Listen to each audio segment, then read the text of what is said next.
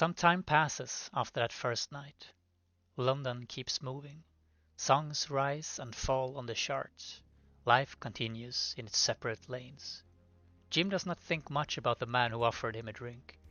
He works, spends time with friends, and focuses on his own relationship, which eventually comes to an end. When the relationship finishes, it is not dramatic, but it leaves space in his life. Freddie's life continues at full speed. Recording sessions, social events, travel. He is surrounded by people almost constantly. Yet the nights out continue. The search continues. Then, one evening their paths cross again. It happens in another club. The music is loud, but the room feels smaller this time. Jim is standing near the bar when he senses someone beside him. He turns. It is Freddie. Freddie smiles, as if picking up a conversation that paused only moments ago. I think I owe you a drink, Freddie says. Jim looks at him more carefully this time. He recognizes him now. You offered before, Jim replies. And you said no, Freddie answers, amused. I'm trying again. Jim studies him for a second. There is confidence there, yes, but something else too. A kind of directness. All right, Jim says at last. You can buy me one. Freddie signals to the bartender. What are you having? He asks.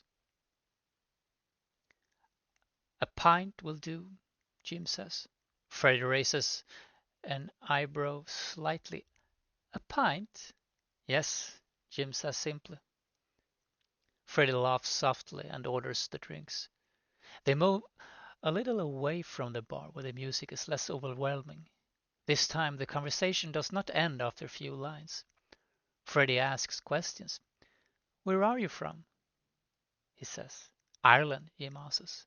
But I've been in London for years. And what do you do? I'm a hairdresser. Freddie nods, genuinely interested. I could use a good one, he says lightly, touching his own hair.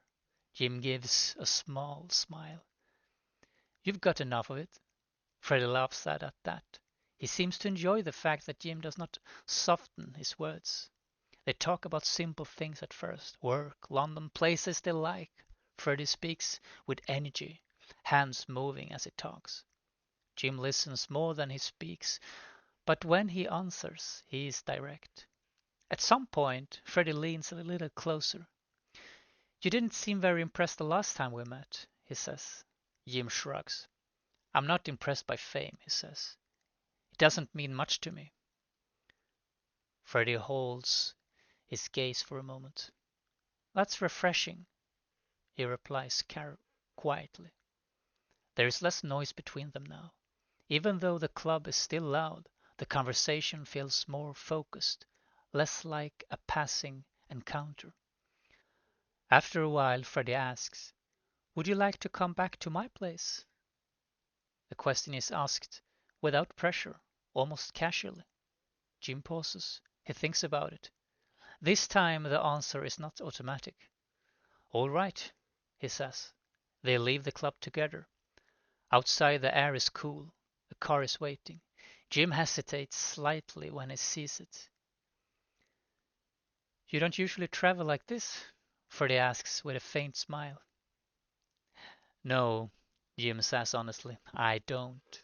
They get in. The drive to Garden Lodge is quiet at first. Freddie looks out the window for a moment, then turns back. I'm glad you said yes this time, he says. So am I, Jim replies. When they arrive, the gates open and the car moves inside. The house stands behind high walls, private and carefully kept. Inside it is elegant, but not cold. Art lines the walls. Fresh flowers sit in vases. Everything is arranged with care. Jim looks around, taking it in without comment. Freddie watches him. Well? Freddie asks. It's a nice house, Jim says simply. Freddie laughs softly. Just nice? It's more than nice, Jim admits, but it's still just a house. Freddie studies him again, that slight smile returning. They sit down with drinks. The conversation continues, more relaxed now. Freddie talks about music, about travel. Jim talks about ordinary life, work, clients, daily routines. There is a balance between them. Freddie's world is wide and dramatic. Jim's is steady and practical. At some point, the energy shifts from conversation to closeness. It is not rushed, not theatrical, just two men who decide to continue the evening together. The next morning feels quieter. Sunlight moves through the windows of Garden Lodge. The house is still. Jim wakes first. For a moment, he takes in where he is. Freddie stares beside him. Morning, Freddie says softly. Morning, Jim replies. There is no big speech, no sudden declarations. Instead, Freddie asks, will I see you again? Jim considers the question. Yes, he says. It is a simple answer, but it carries weight. Later, as Jim prepares to leave, Freddie walks him to the door. Don't disappear on me, Freddie says, half serious. I won't, Jim replies. And this time, when Jim steps out in the street, something has changed. Not dramatically, not loudly, but the distance between their worlds is smaller than it was before. They have moved from strangers in a nightclub to something more personal, and this time neither of them walks away uninterested.